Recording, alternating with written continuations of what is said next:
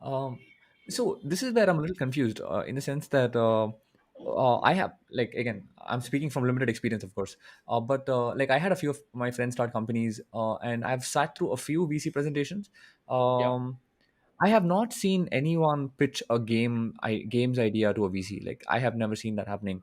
Even when I've seen like B plan competitions, or just like online browsing, I've never seen like people pitching games, even though it seems like it might be a huge market. And yeah, we discussed a few numbers earlier.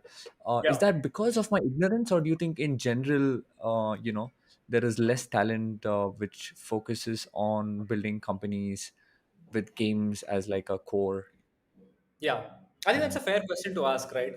Probably it has, the total volume of game creation is probably lower than, let's say, a SaaS industry because the industry is much more smaller, right? From a market perspective, I think we probably talked about this before, but we already have 300, 400 million plus gamers within India, people who are actively playing games on their mobile device, right? So, whatever your mobile online penetration is, all those audience are likely mobile gamers as well.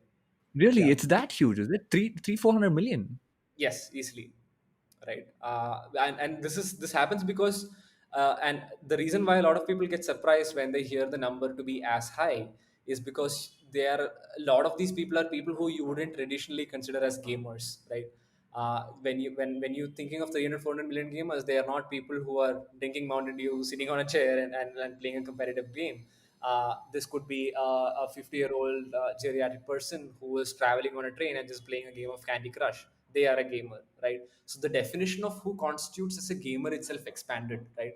So there has been a huge explosion from a consumer demand perspective in India, right? Those users are there, but currently most of them are being served by these global games because there is no real reason why an Indian gamer would want to play an Indian specific game. They are currently exposed to the global games, and that's what they are playing right now, right? So the total revenue that is made out of India, despite having such a huge population of people playing games, is not that much. It's roughly about $2.5 billion in a year right now, annually, right?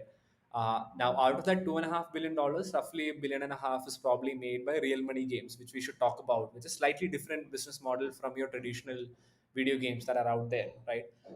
So now this revenue pool itself is arguably much smaller than a lot of other industries. So that probably explains why a lot of lesser gaming companies is something that you see. But that trend, I can assure you, that is changing rapidly.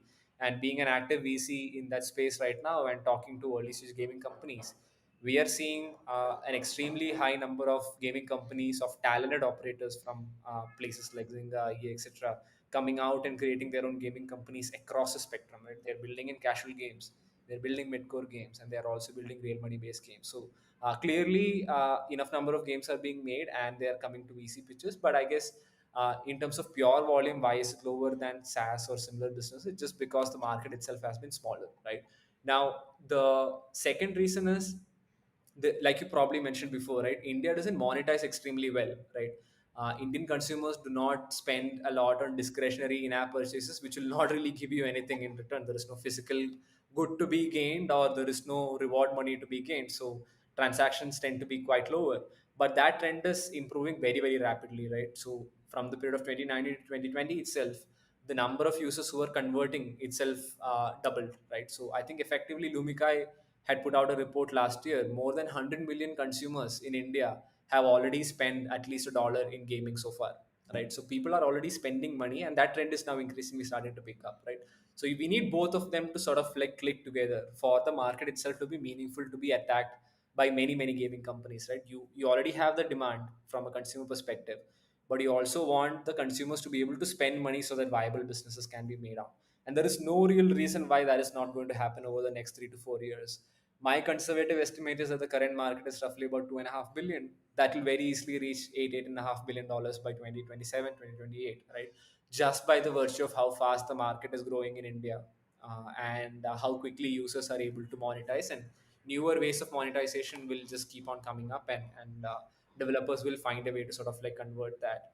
Uh, but yeah, I think the assumption that VCs do not see gaming pitches is categorically untrue, and we are quite excited, for example, to invest in gaming companies, and we are actively engaging with them to see if there are interesting opportunities to look at. Understood.